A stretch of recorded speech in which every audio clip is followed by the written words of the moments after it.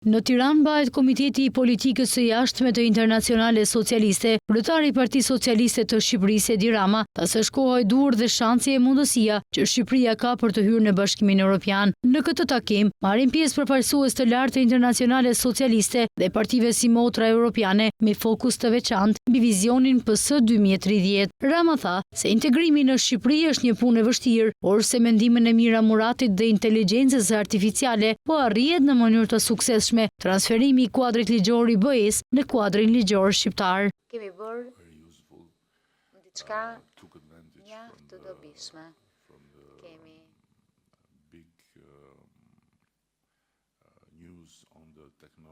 përfituar nga të rejat e mëdha të teknologjisë me inteligjencën artificiale që po shpërthen dhe me ardhjen e jetë të ChatGPT-s. Së bashku me Mira Muratin, një prej bashkëthemeluesve të OpenAI, e cila është shqiptare, kemi ndërtuar një ekip. Dhe praktikisht kemi krijuar një model të suksesshëm të inteligjencës artificiale për negociata që po na ndihmon në mënyrë të jashtëzakonshme për të transferuar korpusin ligjor të BE-s në korpusin ton ligjor në vend që të merrnim një ushtri përkthyesish e Kryeministri Edi Rama e cilësoi si revolucionare atë që po ndodh në Shqipëri, ku njerëzit të fuqishëm japin llogari para ligjit. Megjithatë, shtoi ai, në pikpamjen njerëzore, nuk është mirë kur shikon njerëz që i njeh me kohë që të dalin para drejtësisë. Ta shanseve kur vjen fjala për sundimin e ligjit, për barazin për para ligjit me reformën tonë në drejtësi, është shumë e dhimbshme. Për herë të parë në historinë tonë të shtetit, që është prej 1912-s, kur pallëm pavarësinë, po shohim njerëz të fuqishëm të lidhur me pushtetjen politik që janë në qeveria në opozit që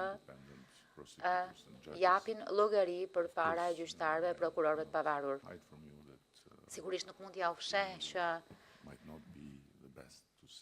në pikpamjen njerëzore nuk është gjëja më e mirë të shohësh njerëz të cilët i njeh prej një kohe të gjatë që qohen përpara drejtësisë për t'u përgjigjur për gjëra të ndryshme. Dhe duke qenë se janë të pafajshëm derisa të provohen fajtor, këto janë procese që kërkojnë kohën e tyre. Por ajo çfarë është krejt e re në Shqipëri dhe që është mjaft revolucionare, do të thoja, jo vetëm në Shqipëri, është që nga njëra anë kemi pastruar masivisht procesin e drejtësisë përmes një procesi verifikimi dhe nga ana tjetër praktikisht ja kemi kaluar shpatën e ndëshkimit nga pushteti ekzekutiv te pushteti kryesor dhe nuk ka qenë. Ai theksoi se shqiptarët janë të bekuar që kanë lindur në zemër të Europës, por në të njëjtën kohë u shpreh Rama kanë qenë të mallkuar sepse kanë qenë të izoluar nga Europa për një kohë kaq të gjatë.